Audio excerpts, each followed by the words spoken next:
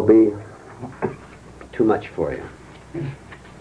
That is, you will not understand deeply what we're going to go into. Because the subject is indeed very strange, very foreign to you. And yet, curiously enough, you have lived with the subject all your life, lived in the state all your life. We're going to do things a bit different tonight than we usually do. For one reason. One way, we're going to continue the subject over into tomorrow, which we rarely do. But it is that important to begin to understand what it's all about so that we don't waste our lives anymore. Also, I want you to do two things, please. As we talk, I want you to personalize deliberately. I want you to try to see how what we're going into connects with what happened to you today, connects with what happened to you a month ago, a year ago, 10 years ago.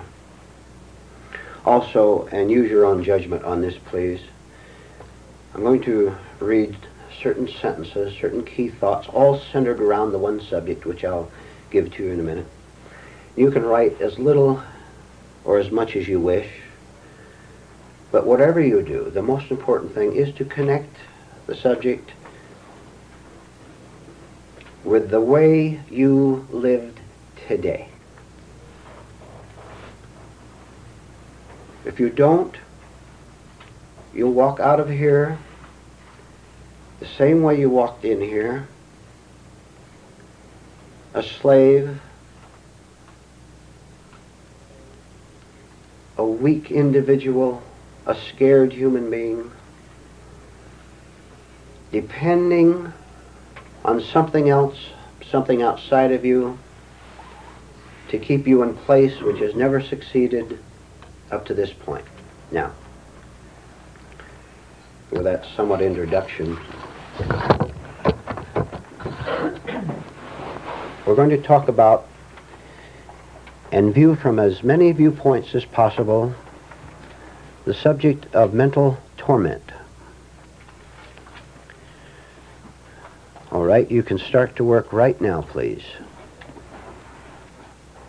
You look very carefully at what went through your mind today when you were at the grocery market, when you were at work, when you were talking with someone, or when you were all alone, or when you were reading a book. And I want you to recall the inner state that you had many times today, and I will guarantee you, without knowing a thing about your personal day, that consciously or unconsciously, 99% unconsciously, you lived in hell. I will guarantee you that. Because you have no awareness at all of how many thoughts and feelings, states, pass through you during the day, which torment you. So if I repeat that word many, many times tonight, I hope it impresses on your mind the state that most human beings, the vast majority of human beings, live in without knowing it. Therefore, they have no interest at all in investigating. We're going to investigate tonight, see what it's all about, and then tomorrow we'll look into the solution for it. We may touch on some of the answers tonight, but mostly I want us to put all our energy into trying to see actually that this is the way we live. All right. It is quite right to see that our torment, our pain, our suffering, our anguish, our hostilities, which are pain, come from ourselves. Correct? No problem there. They come from ourselves. All right? Yeah. All right. And in this class, we have concentrated on this all the time because we know that if I feel the pain, if I feel the anguish, if I suffer, obviously it must be in here. That is where I have to look. All right, great. Tonight we'll do it totally different. The right natural opposite to seeing that mental torment, that hostile states, demon possession, call it what you want, the opposite to seeing that it exists in us is to see that it comes from the outside. Tonight you will give your full attention seeing it from the viewpoint that hostile forces, you want to call it evil spirits, use it any synonyms you want, come in one way or another also from the outside to invade you and to take you over so that you are in this state all day long, alternating between the pleasure over drinking the root beer or the pleasure of seeing that movie or whatever.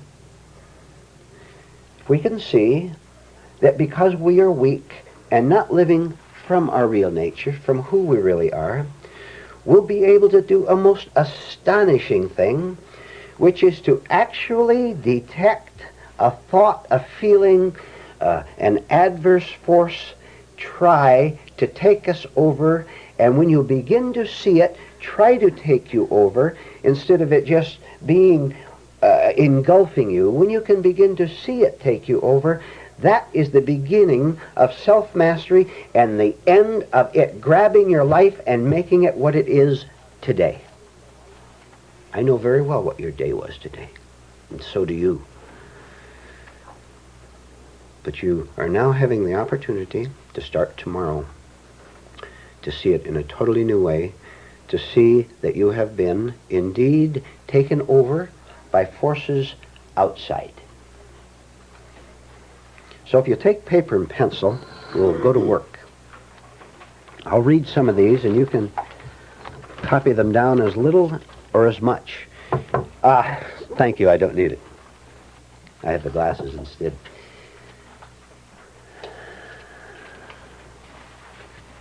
Before I begin, I want to re-emphasize a point.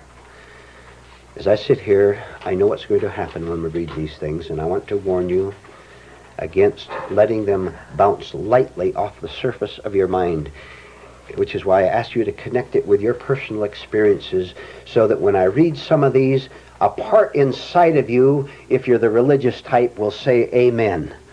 If you're not, you will say that's right. You will say that's the way my life is. That's how it unfolded today. All right. Tormenting thoughts.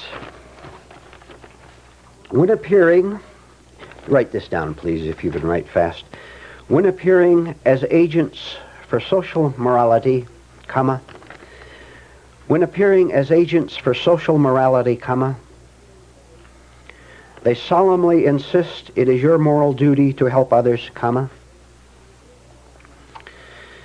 then when you are betrayed by others, they sit back and laugh at your gullibility and stupidity.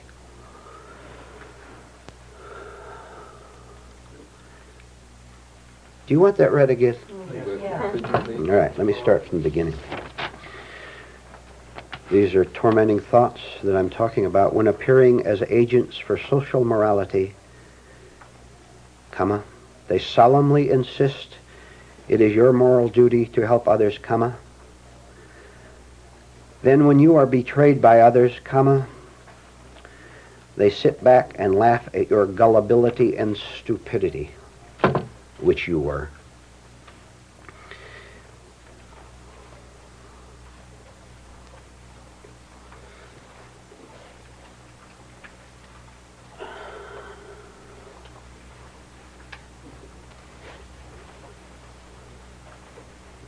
Have you ever had the experience where you did something you thought was perhaps helpful to someone else,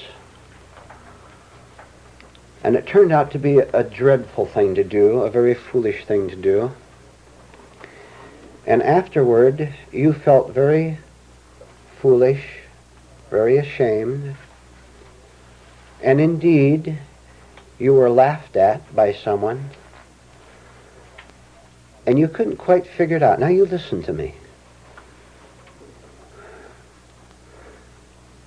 At the same time that you feel foolish, that you feel laughed at, which is a very painful thing, very hard on the ego, at the same time you feel that other people have made a fool of you, which they may have done, and at the same time you feel that coursing through you, I want you to add something else to it, to understand that this is a foreign invader, this feeling of being laughed at. It has come from the outside and taken you over so that you're totally confused by the whole thing. You did something good to someone else, and it backfired. They betrayed you or whatever, and so you feel foolish and laughed at. The feeling that goes through your mind that you have been stupid and gullible and taken advantage of is a hostile force which is taking you over, which you swallow whole and suffer from, and you will stop it.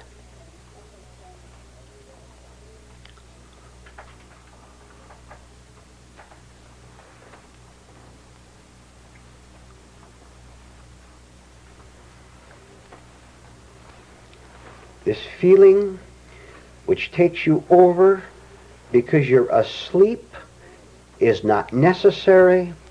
It has nothing good in it for you, but you feel compelled, listen, you feel compelled to feel it because you assume, believe, gullibly accept it as a part of your nature, which it is not. You say, this is me, this feeling of being foolish, of being laughed at.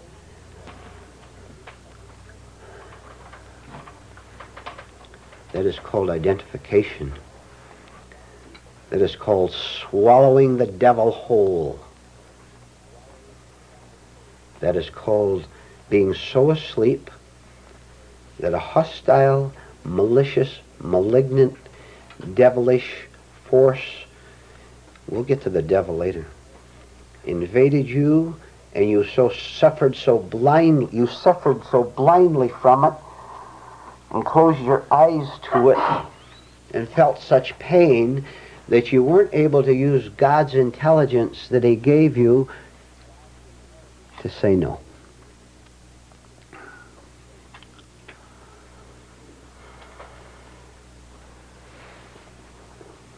I will ask you, what on earth are you doing with your daily life that you permit this to happen to you? That you allow this force to take you over? What on earth are you doing with your life that you submit to it? The main problem being that you don't know you submit to it. And this is why we're trying to throw light on the character of these adverse, hostile forces. Now,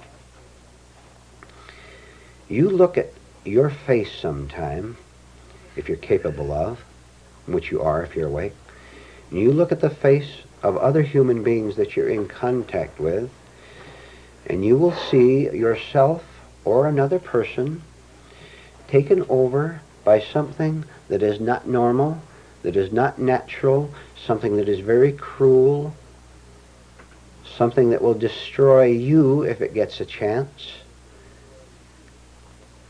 That is the enemy that we're exposing here tonight in ourselves and in other people, all one actually. That is what we're trying to learn to recognize instantly and say no. How many of you have been jealous this week? How many of you had some other kind of a very painful feeling of any kind this week? Then you were asleep, were you not? Huh? Some of these that I'm going to read will get you more than others because they apply to your personal experience. So let's go on to the next one, which you can write down if you want. Again, before I go on this, hold it just a minute, please. Look, this is serious business. We've never been more serious. And don't you let a part of your mind tell you tonight that this is being exaggerated. What I'm going to read to you next, for example, that it's being exaggerated or that it's theatrical. You had better see the dreadfulness of this cunning world that has taken you and me over.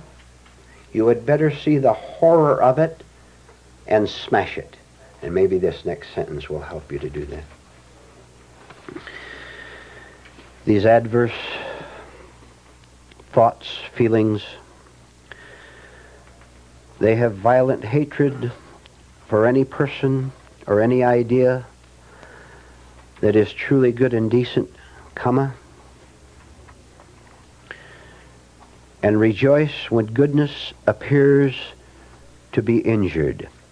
Appears to be injured, period. I'll read that again and then go on to the next sentence. They have violent hatred for any person or any idea that is truly good and decent, and rejoice when goodness appears to be injured. Second sentence. They are evil, malignant, depraved, vicious, sick. They are evil, malignant, depraved, vicious, sick. And they so terrify you that you're unable to give much attention to what I'm telling you tonight.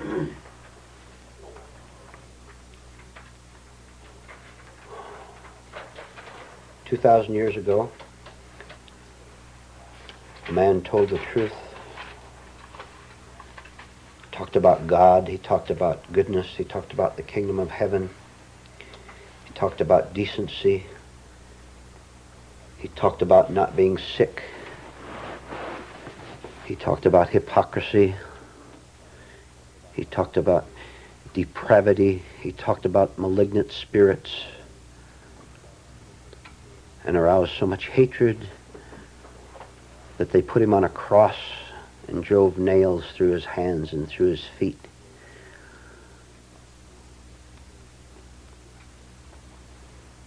Some of your dear friends, and maybe some of the parts in you and I in this room, would do the same thing. If you don't believe it,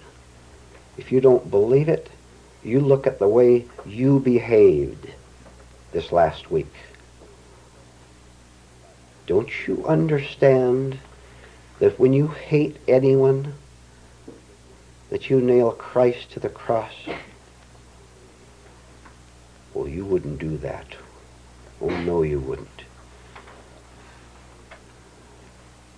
Don't you know, when you live in a small, self-enclosed, self-centered world, that you would destroy the world to get one kind word from someone?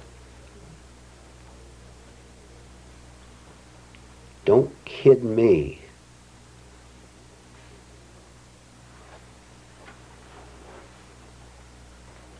So we were taken over by these evils, by these violences inside us, burning ourselves all day long, because the slightest inward look at the way we actually are makes us scream and turn away.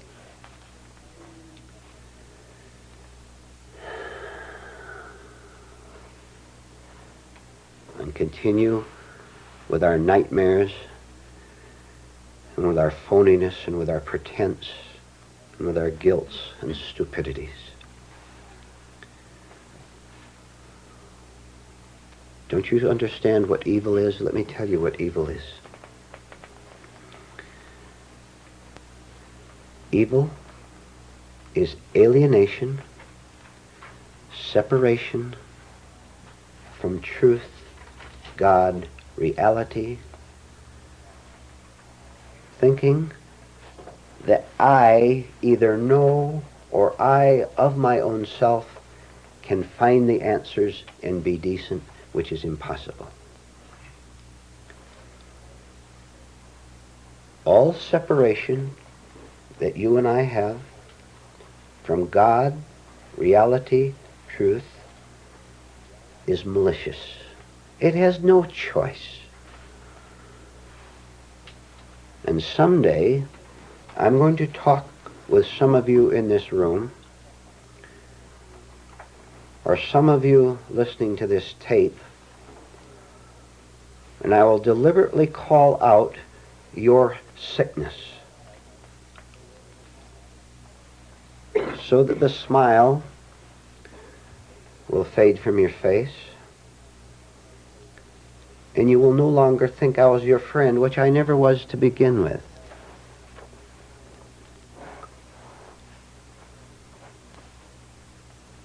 So that you will make a choice of what you want. I have made my choice. I know what I want. If you want my company, if you want to come to this class,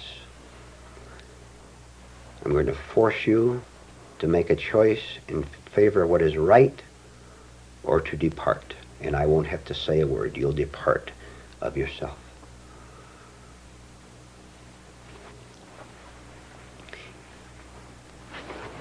If you want to choose what is true, what is right for you, then we can all work together, myself, you. Then we can all work together, just as we're doing tonight, to begin to expose the whole hell that's inside of you, inside of me, inside of other people, to understand so thoroughly, understand its nature, that we're willing to drop our beloved hell.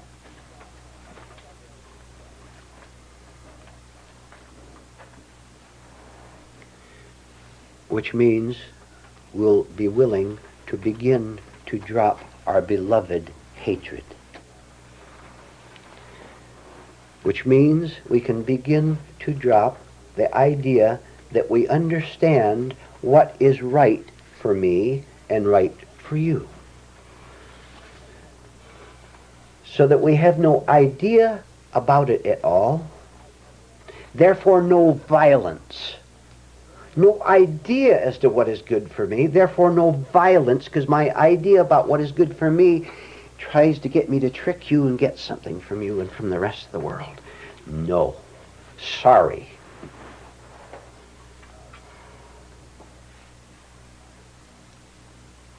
You and I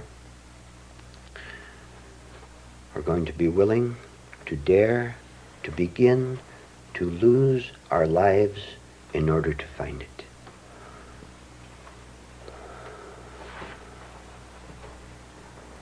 Don't you play games with me.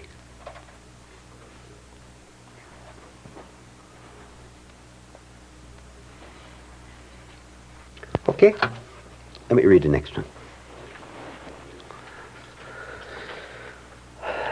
Listen to this. This mental torment we're talking about, these negative feelings, these strange hauntings that we can't identify because they're very cunning and very clever. They force you to pretend interest in some trivial event, in nonsensical solutions to life, then leave you exhausted. Right? Right. Hey, yes, I will read it again. They force you to pretend interest in some trivial event, in nonsensical solutions to life, then leave you exhausted. Have you ever been hypnotized by an imp inside of you, been nagged at it, You went to the market and something cost 20 cents more than what you wanted to pay for it, and that nagged you all the way home. You didn't know whether to buy it or not. You finally decided not to buy it, and that thing nagged you for the 3 miles you drove to your home. Do you mean to tell me you're not horrified at the trivialities, these dark forces that can take over your life?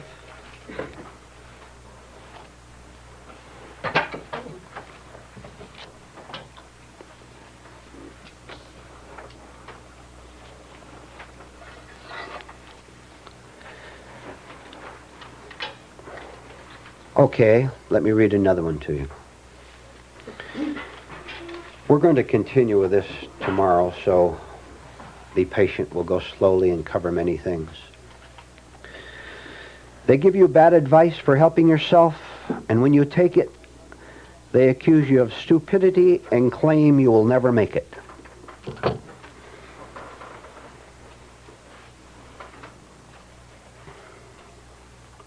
For the last time in this class, let me rephrase that.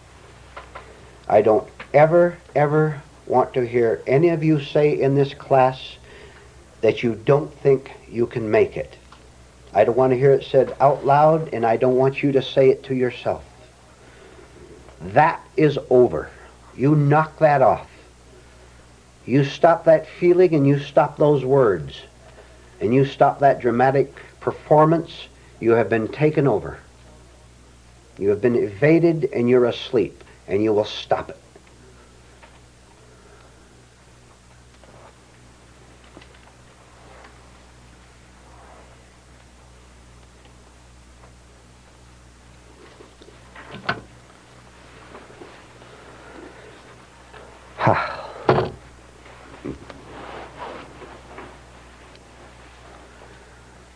These adverse forces, these hostile spirits.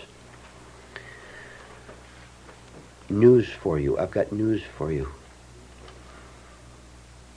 They hate you violently. They hate you violently. Now look, I am perfectly aware of how many times we have talked about hatred being self-hatred, about hatred being inside. I want you to understand that this hatred, wherever you place it, inside of you or outside of you, whether in your parents or in your children or your dear friends or anywhere else, this hatred is totally against you being awake, totally against you being happy. Can we use that word? Totally against you being free. And you are so dumb, so stupid, you invite them into your home and into your life and give them tea and cake for the sake of a little conversation.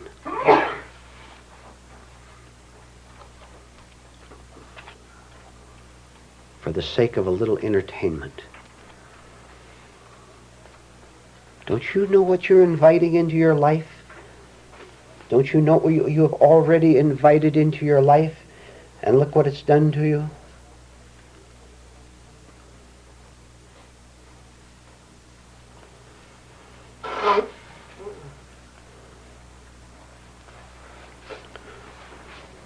Your dear friends, you had better take another look at them. They torment you with suspicion and then claim that the suspicion is helpful and necessary. Have any of you been suspicious that you've been taken by somebody? Someone's going to betray you, and you never noticed that you were being suspicious and never inquired where that suspicion came from, and never questions its necessity, or never said, why on God's earth do I permit it to go through my mind and torment me? If I could just get relief, confirmation in that letter or phone call that everything is all right, then I'd feel better. You stop it, and you feel better now. because you're sick and tired of being taken over by something that is not truly a part of who you truly are.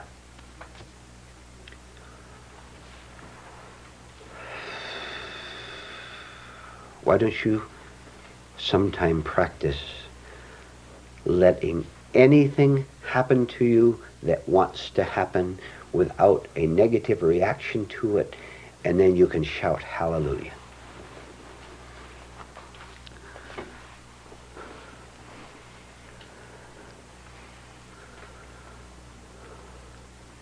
Because you've begun to set yourself free.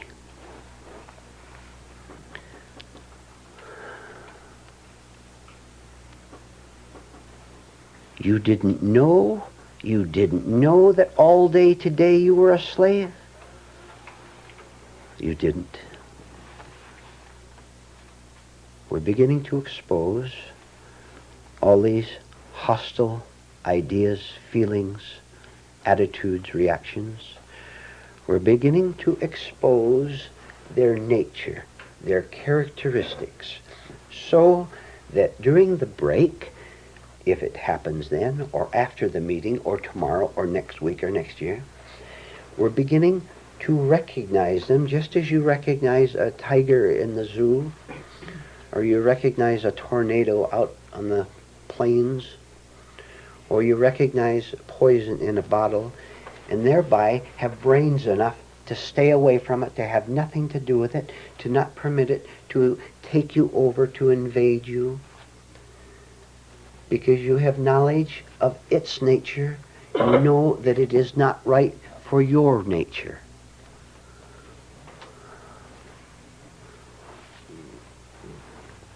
You will begin to feel different. You begin to feel different toward yourself simply because you are different.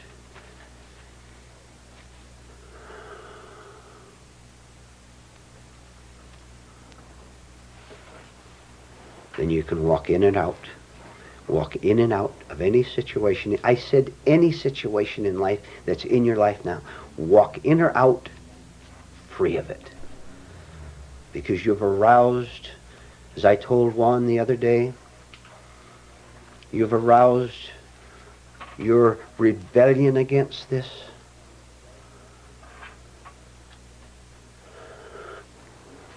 And this right feeling of rebellion coupled with your knowledge of recognition of who the enemy is puts an end to it.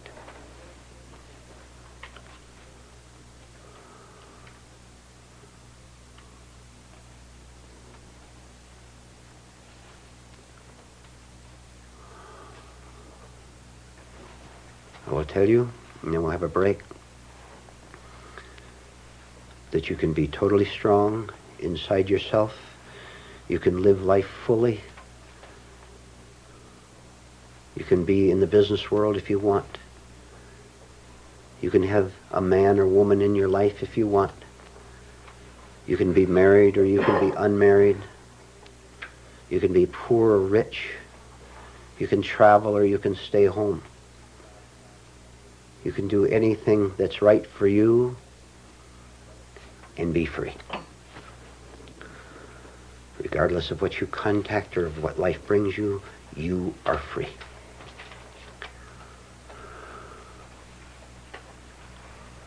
Let's take a short break. I want to read one more, and then we'll go into open discussion on it, and perhaps on others. And let's see if this next one that I'm reading might maybe apply to you personally. You understand we're talking about tormenting ideas.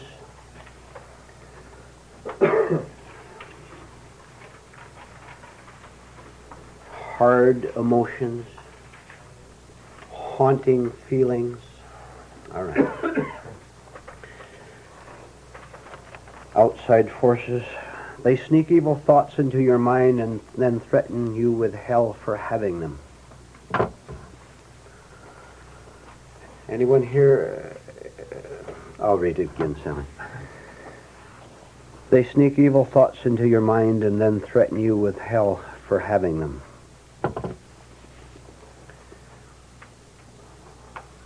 Anyway, is there anyone here who has ever thought an evil thought?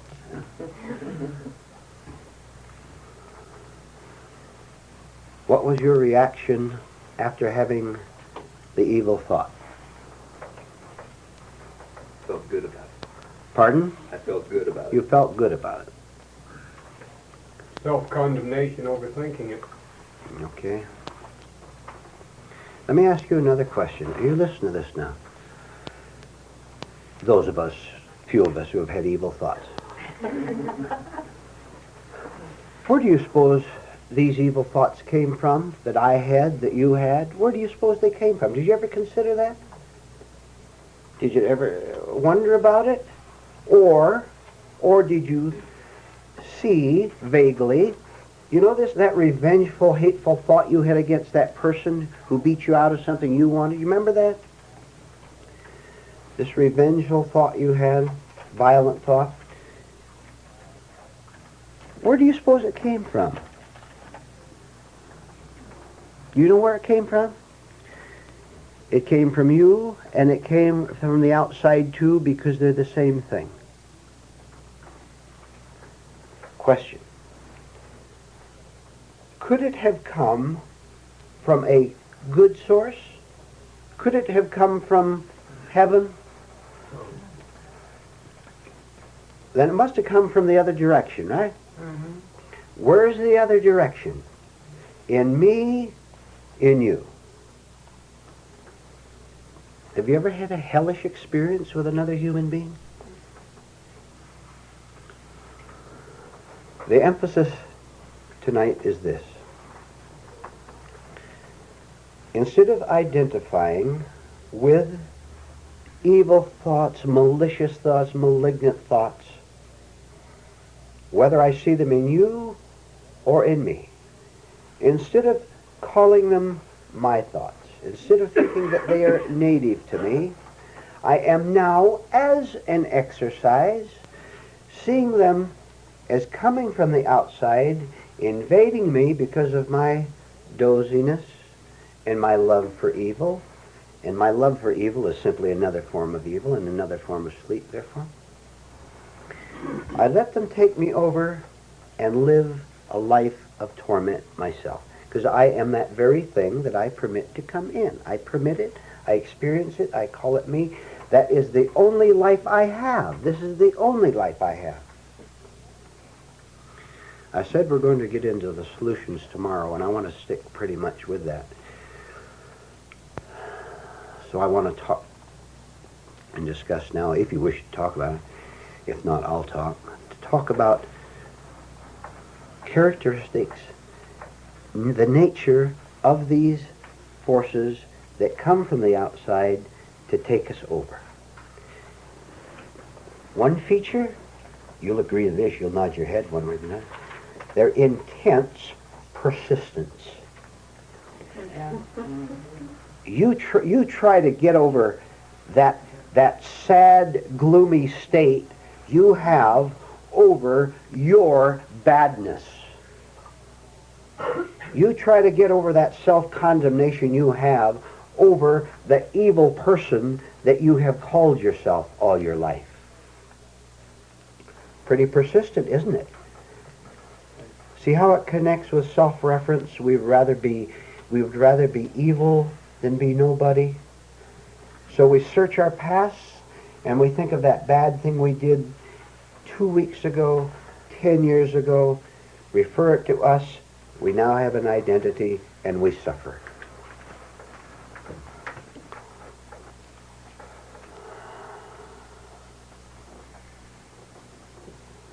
Question. Real honestly now. Real honest. As honest as you've ever been in your life, and then add a little more honesty to that.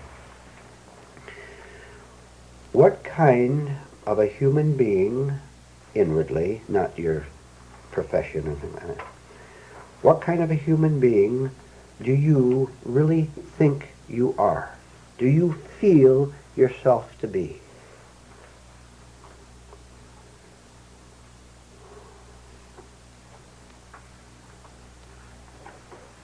Which opposite did you leap to? Right? Yeah. Where did you just fall into a trap? Where did you describe yourself? Huh? You're lost? Do you know? Tonight, if you were lost in this room, I'm going to tell you why you're lost. You were lost because you think you are. You were lost because you describe yourself as lost. You're lost because you ally yourselves with feelings that say you are lost. And your gullibility accepts that as truth, and therefore you are that.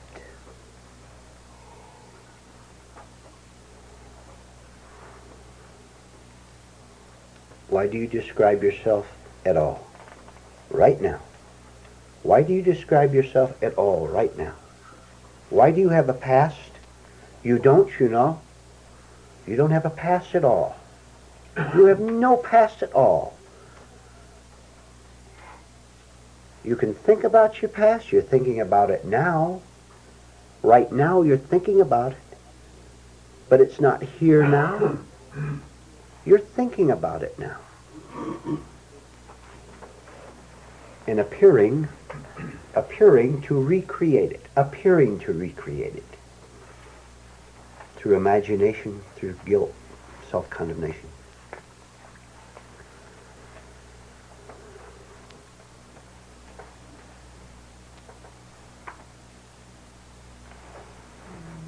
Self-accusation, self-condemnation is one of the most persistent and most painful of all these outside forces that come and take us over.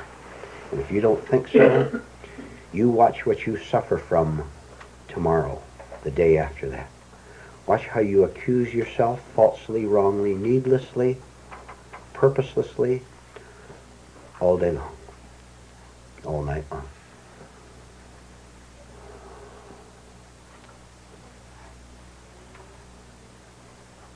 One feature of a tormented soul, can I use that? By soul, I mean nothing more. Shall I tell you what the soul is, by the way? Your soul is nothing but your life itself. Don't complicate it, that's all. Your soul is nothing but your life as it is. What's your life? That's your soul. You don't have to go any further than that. Watch how your tortured soul, your tortured life, has a compulsion to pass it on to your wife, to your husband, to everyone you meet, to your employees. You're compelled to pass it on, are you not? All that energy has to go somewhere, all that hatred, all that violence, all that giddiness, all that confusion, all that energy in your confusion has to go somewhere. And where it will go, is there anyone gullible enough to listen to you? Because confusion, incidentally, always lies, right? Can confusion do anything but tell lies?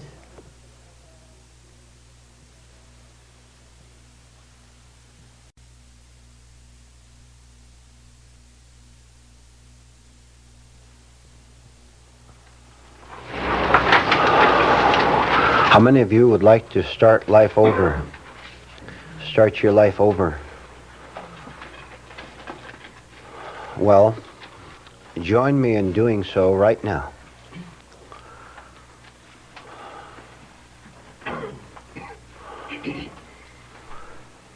Just as if this was the first minute of your life, which in reality it is, because God, truth, reality, is existing quite purely, quite free, right now.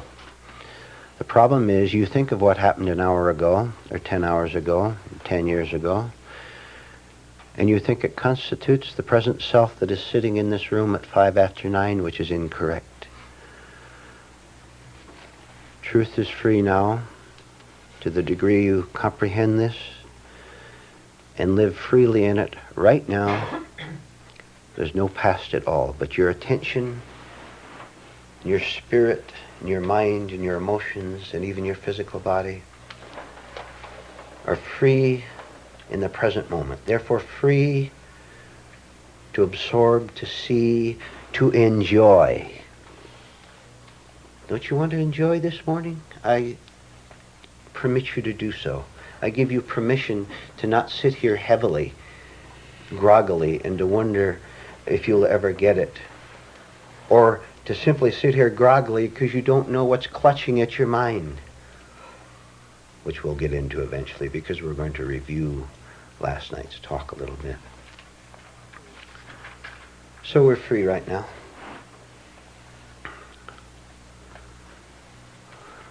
Which means we're not hurried about anything. Where are we hurried to go to? I am there right now. You are there right now. See it, live in it, be it, enjoy it. Now where's the need for emotion, for distraction, for thinking? So we can sit quietly and just be what we are.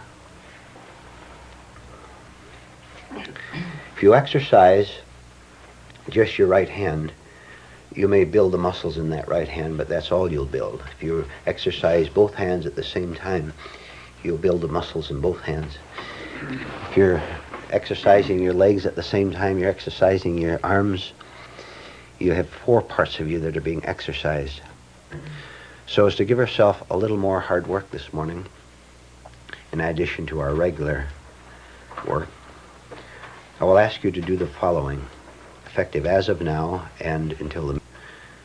Anytime you speak in class and also during the break, in addition to trying to absorb what we're going to discuss, you will also never speak unless you speak consciously. If you thank someone for the donut and for the coffee, you will be aware that you're thanking them for it. You'll hear the sound of your voice. You will be with what you were saying instead of saying thank you while thinking of something over there. You will know that you're saying thank you. And you will also remember what you just said out in the back while you're talking. So in addition to what we're going to do, you will speak consciously during this class.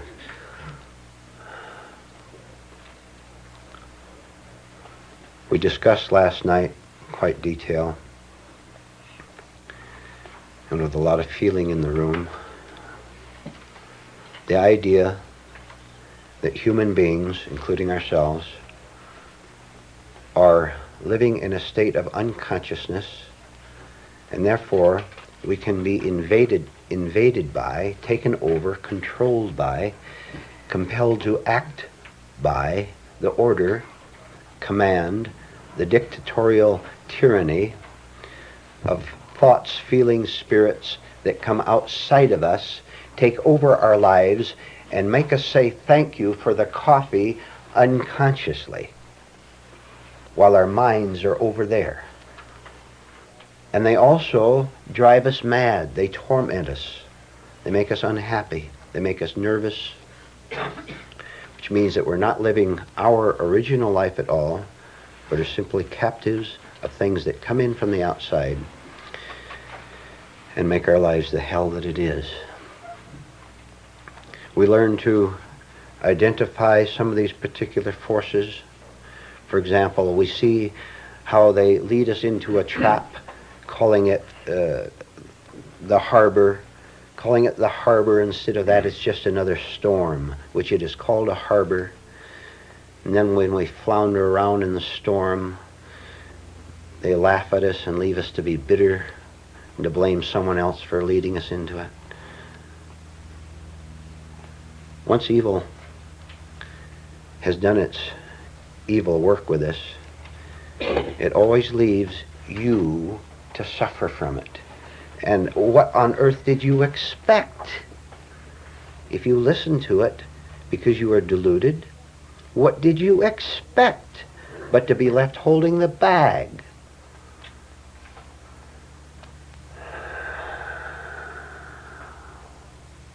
And then we wonder, why did this happen to me?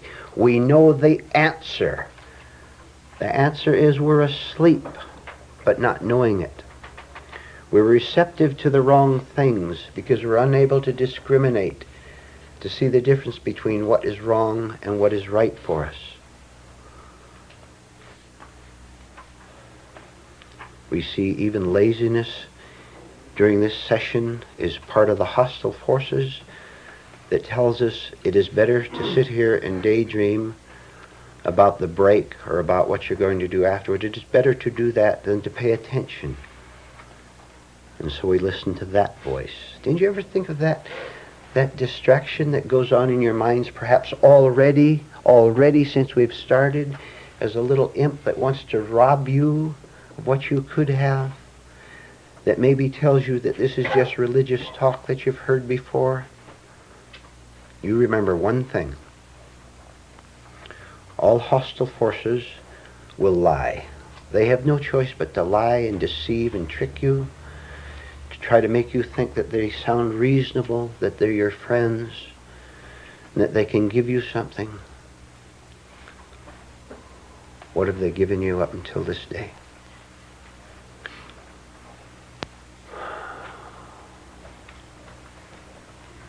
All right.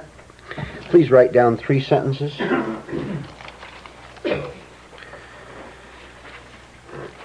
Be tired of tolerating self-torment. Be tired of tolerating self-torment. And don't you know that society doesn't really torment you, but you have accepted what it says, or I have accepted what it says, and then I'm caught in conflict with what is real and what is natural in me, with what society claims is real and natural. But we're tired of the torment, aren't you? I can see it on your faces.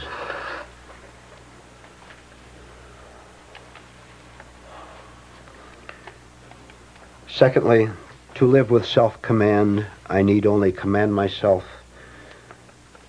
Start all over, please. To live with self-command, I need only connect myself with my natural self-command. To live with self-command, I need only connect myself with my natural self-command.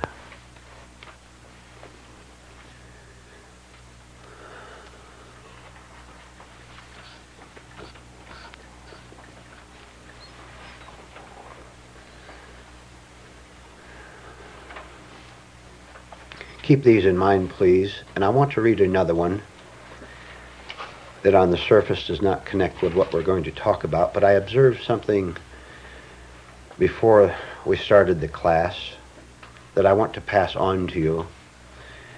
Take it with you and think about it. Write down the following, please. Be silent and do not interfere with another person's mind. Be silent and do not interfere with another person's mind.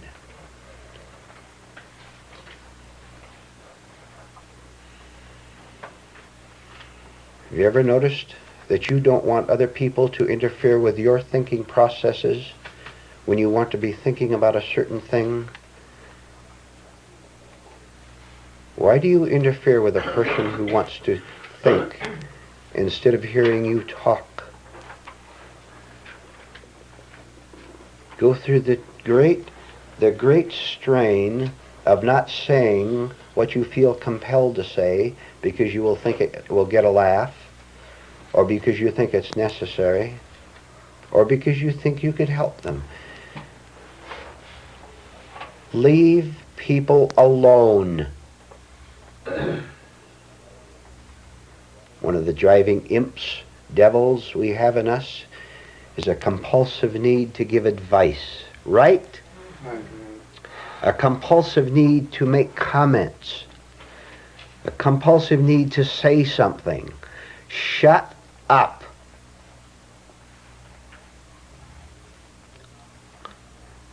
Turn off your own mind. Turn off your own mind. Wouldn't that be a relief? To not drain your energy in talking with other people, but you don't see what is going on because you're not watching yourself, while you make endless remarks, while you go on and on and on. Sometime, when you're talking with someone, instead of enjoying your oration, take a very close look at the other person's eyes, the person you are talking to. And maybe that will give you the slight little hint that you're boring them to tears, thereby wasting their time and energy and your own. Sometime during the break, as well as doing the first project you are given, you will also do a second one of watching the urge to say something. You will see it and you will stop it. Even if you have to do that, that's all right, because the physical part is getting the message to you. And watch the pain you get, that you're robbing the other person of your great wisdom.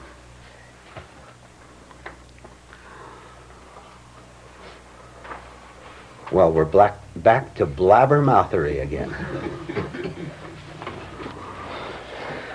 All right. I'm going to read off, you can write them down if you want,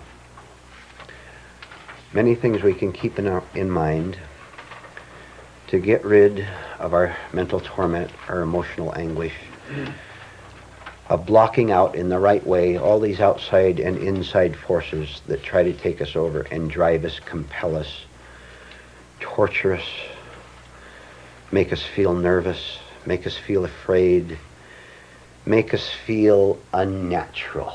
Right? Mm-hmm. Right.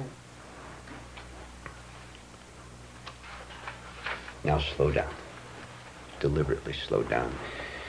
And give the devil a little shock, because he likes to run.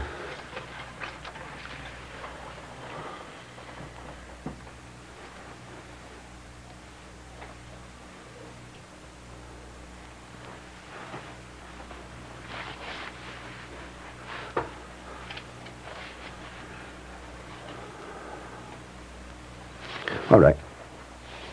We're talking about hostile forces.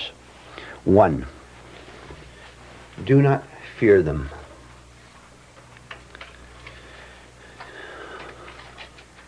Look at it very carefully.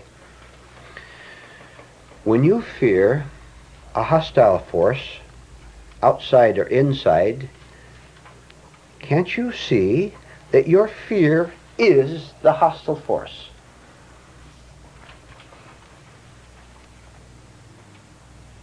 Resist not evil. Does that make it clearer? Your fear of the hostile force is the hostile force. If you did not fear it, would it exist to you? Say yes, you understand, or shake your head, you don't.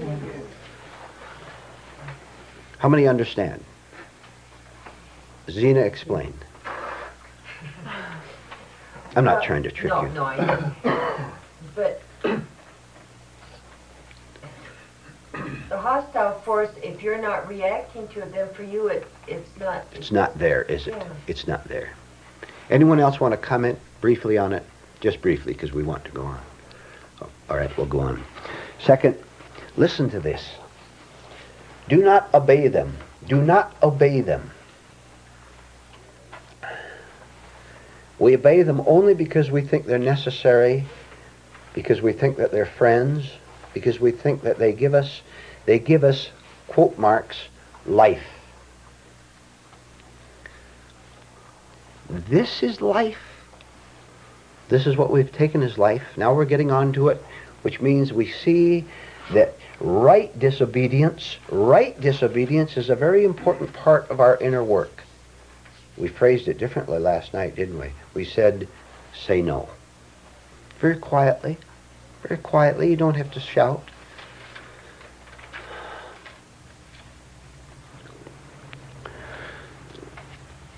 We've talked a good deal about giving right attention to our thoughts, observing ourselves, watching our speech habits.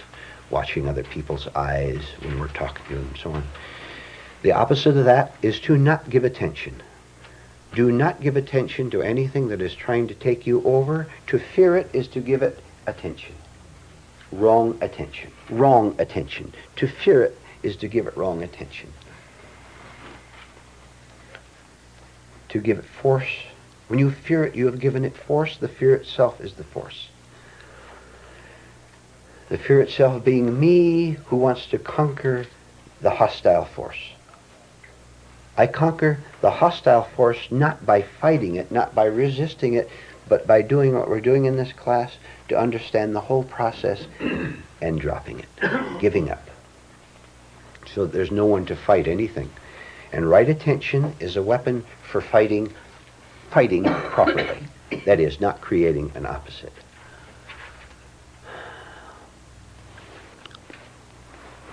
How about this one? See if this hits home. The number 3 was do not give them attention, if you want to write it down directly. Do not give them attention. 4, do not hide from them. How many of you listening to this tape, or how many of you in this room, just suspect you might have dark forces in yourself that you are hiding from? Hiding from them simply means a refusal to see them because you fear many things connected with them. One, that it might distort your high moral standards of the kind of a person you are.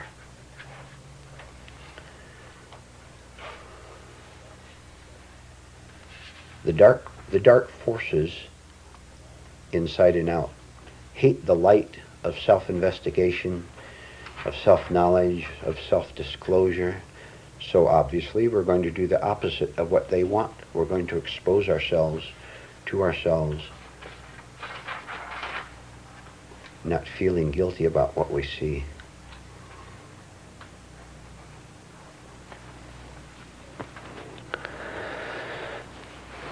The next one you should understand fairly clearly. Do not think they have real power. Do not think they have real power. I give them power because I simply do not understand their nature, that I don't have to put up with them, that I can give myself up, which is giving them up. And I see they were powerless, except as my emotionalized imagination, self-picturing gave them authority. Anytime you see yourself saying, I must be afraid, stop saying it. Which stops the emotionalized imagination from tricking you into thinking that what you're saying is accurate. It is not accurate. When you say, I must be afraid, the dark force in you is telling a lie to you. You believe the lie, you believe the delusion, accept it as a fact, and become it, and tremble.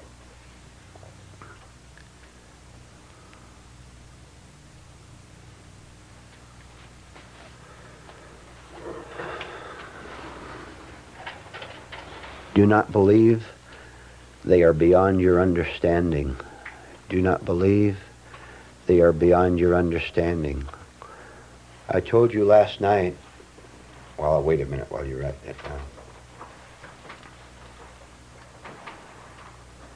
Do not, what? Pardon?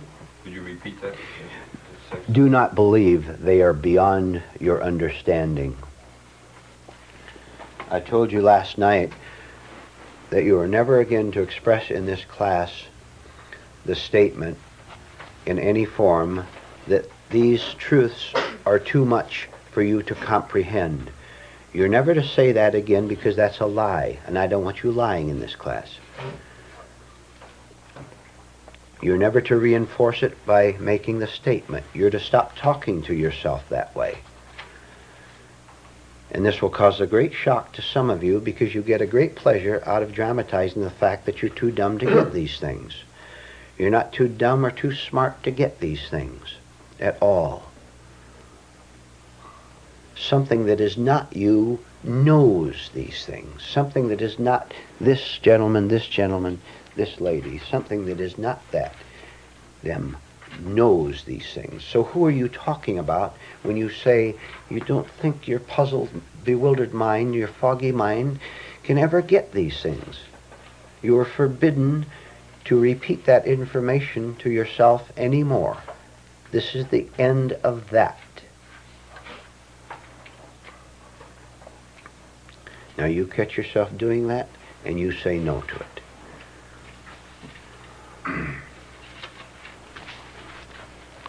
Do not fear the newness of living without them. Oh, write that one down. Do not fear the newness of living without hostile forces. Do not fear to live. Do not fear the newness of living without hostile forces. That's a nice, complete sentence.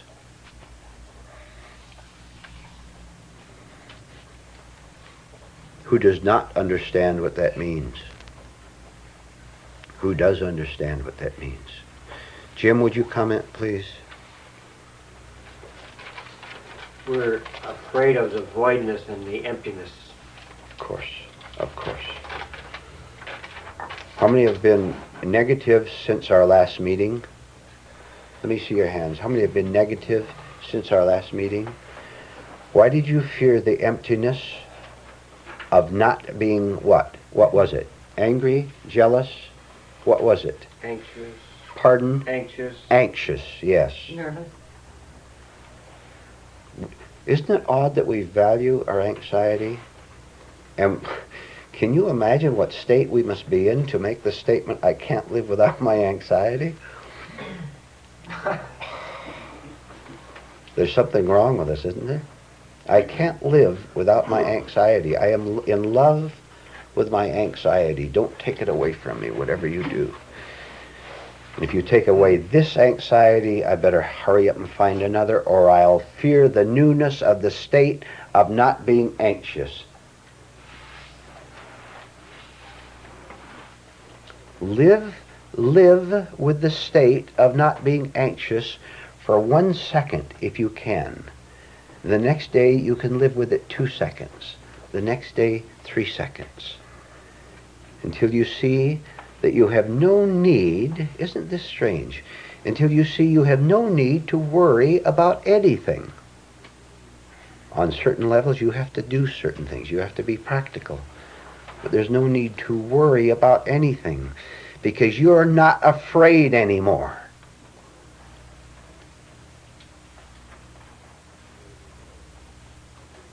Don't you dare be hoaxed by anyone, anything, any situation that you find yourself in.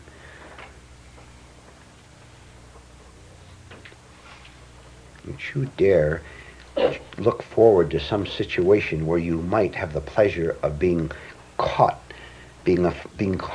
afraid, being challenged. Don't you dare go down before anything.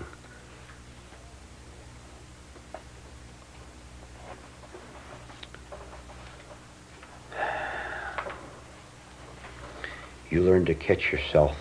You learn to catch yourself without the usual reaction, the usual fearful response. You learn to catch yourself getting ready to be afraid, to be caught in the unexpected, You catch that and say, I am not going to be afraid. Sir, madam, you look at me with that hostility or hatred or whatever you want, I am not going to go down before it. I've done that long enough. I am not going to give power to your neurotic face. I'm not going to give power to your neurotic screams. I'm not going to give power to your nervousness. I can see you're nervous. I'm not going to let that correspond with something in me and agitate. I'm not going to correspond with it. I'm going to be in command of myself regardless of what situation I find myself in. The more unexpected you catch me, the more I'll thank you. Because I'm going to prove that God is stronger than the devil. I'm going to prove it right here, right now. Understand? Yeah. From now on, you will never think that there is an unexpected situation for you.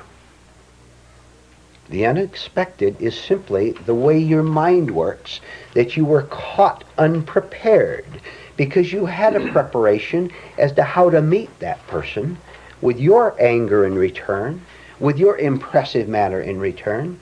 You were caught unprepared without your usual role. When you understand this, when you're not living from a role, there are no unexpected situations on any level. In the first place, you know how that other person is going to behave. That's part of it. The other part is you have no preparation whatever for meeting that role of the other person because you have none of yourself. Which means you look and see. You look and see and understand and remain in charge. Because there's nothing in you that can any longer be bluffed by the unexpected. You fear the unexpected right now, and you will stop it. What on earth is the matter with you that you see that letter or that person or that event and you let it shake you? God says you don't have to let it shake you. Who are you going to listen to?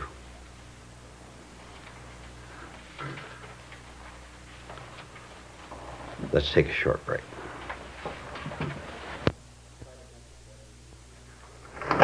Try to make it to every meeting if you can, please.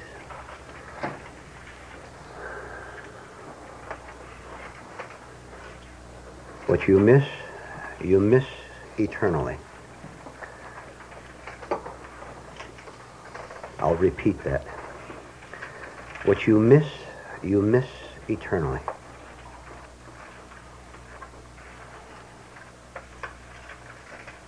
If you think that's serious, you had better take it serious. You stop goofing off. You stop playing around. Your life is at stake. I'm telling you that.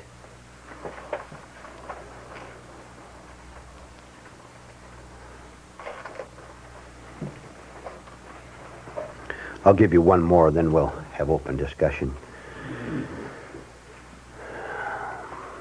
Do not listen when they call you disloyal for dropping them.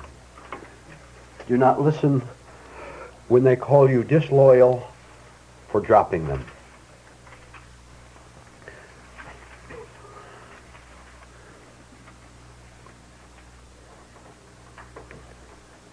Perhaps some of you listening to this tape, or some of you in this room,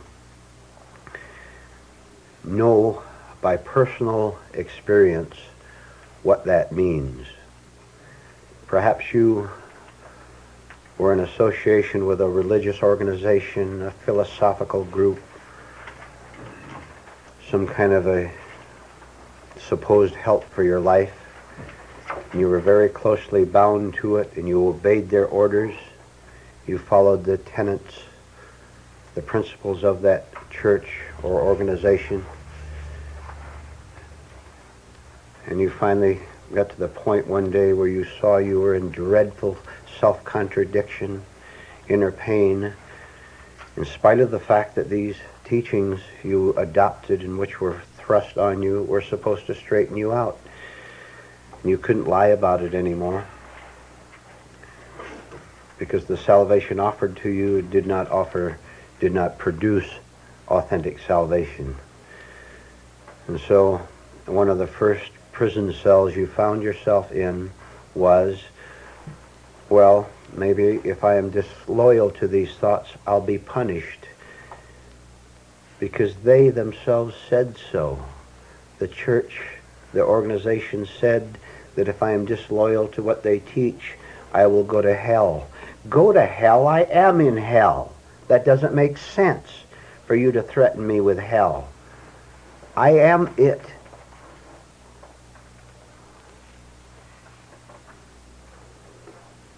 Don't you ever listen to anyone or anything inside of you that threatens you with anything at all. Any human being threatens you, you quietly listen to the threat and quietly walk away. If you don't do that, you're just as evil as the threatener, because you have responded to it and given him or her a false feeling of life. You are destroying that person, that woman, that man by listening to him, to her. You are very immoral when you permit yourself to be threatened by anyone for anything. And you're destroying your own freedom as well. All false ideas that have a hold of us, that drive us this way and that, will always, always, always include a threat in themselves. If you leave me, I will punish you. If you leave me, you will be outside the fold. Get out of the fold, right? Dare to be without the familiar fold, which is destroying your soul. Something bad will happen to you? It's been happening all our lives, hasn't it? Yes. Aren't you glad that we are beginning to see through the bluff that we stupidly accepted as truth, as right? We're seeing through the hoax at last and daring to go right against it, which will increase our terror. Great. Let's increase it 50 times. Let's increase our sense of being sinful 1,000 times, of being evil. Nothing will save you more than to be a great sinner. Nothing will save you more than to be a great sinner. You understand? You think you're a saint? How many have moral standards? How many would like to drop them and be real? There's a hint.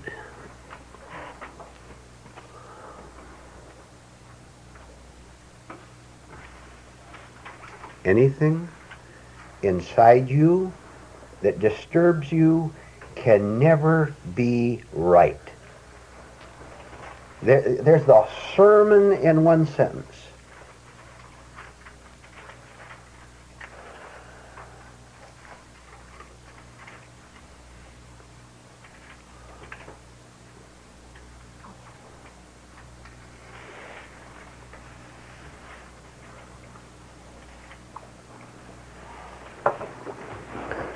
Don't fool around with it anymore.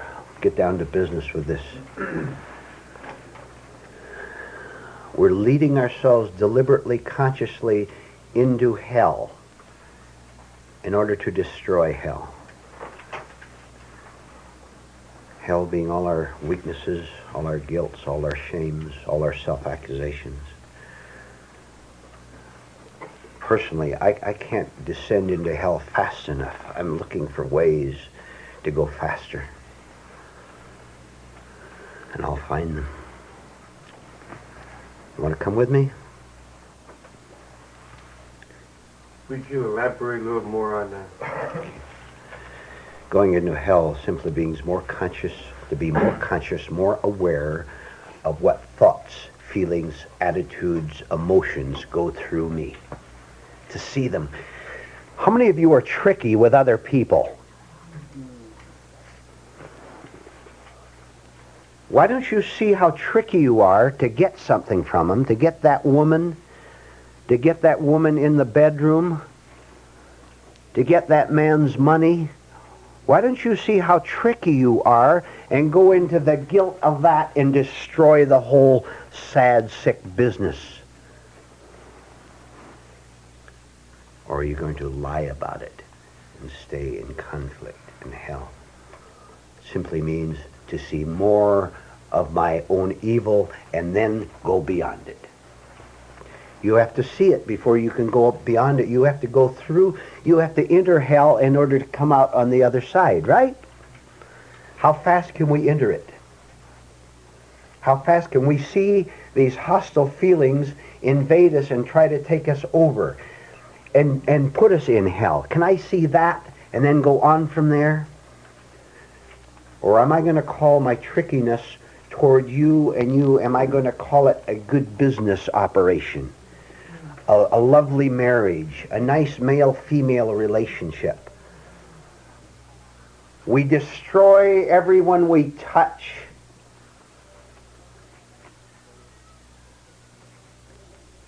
Poison poisons itself. Therefore, poison poisons everything it touches.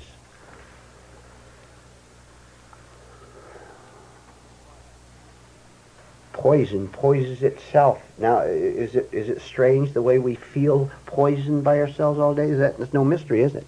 We're poisoning ourselves. If I'm poisoned, I poison you just by looking at you. That's right. Because I send a fear expression on my face, a fearful, weak, timid, wobbly tone in my voice, I spread my poison out and poison you, all unconscious. The devil being always unconscious. I can go into my hell by seeing what I am doing to you because I've first done it to myself. That's what's meant by going into hell.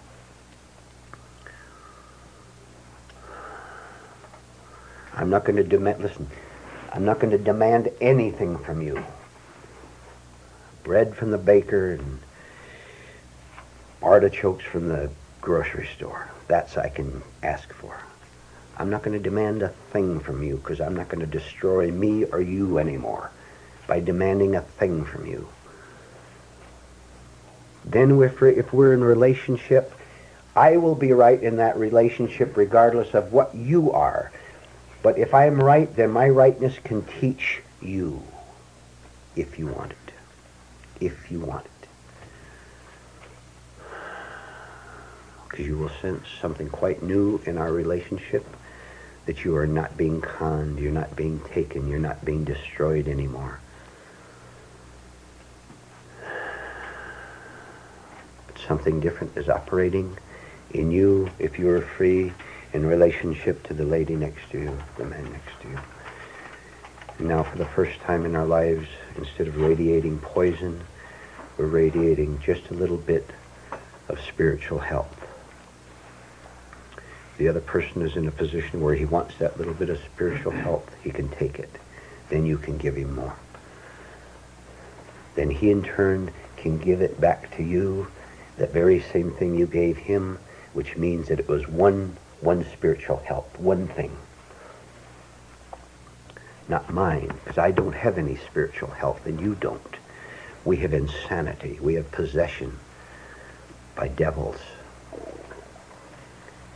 We go into the hell of that, destroy it. What is left over is mental, spiritual health. How fast do you want to go? Look for ways to go faster. And I forbid you to ever fear going into your own hell.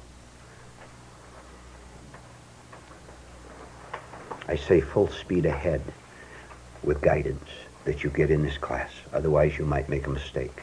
Put the two together. Otherwise, if you don't have the guidance of this class, you'll go into imagination.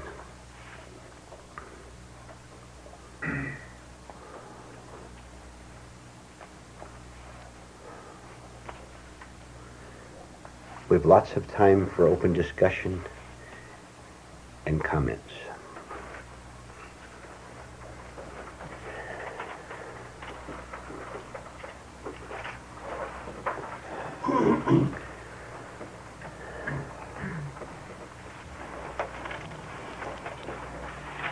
Yes. It sounds like people always trading. They're trading letting outside things cause them inner hell to avoid what they think is the hell of the church. Say that once more, please. Well, we try and live up to other people's expectations yes, and call yes. ourselves inner hell because they'll send us to a mythical hell after death. Have any of us ever in our past been obedient little children to the higher authority? Good little children to Mama and Papa, for example? To the church? To what? What have you been a good little child to that hated that authority? I think this is probably what you're getting. Living up to the expectations of the authority. They'll pat you on the head, they'll give you a medal, and they'll destroy your soul. You'll die with your chest be-medaled. And they'll put a statue up to you. And where will you be? You're afraid to answer that. You don't know. Don't try to answer it. You'll go into imagination.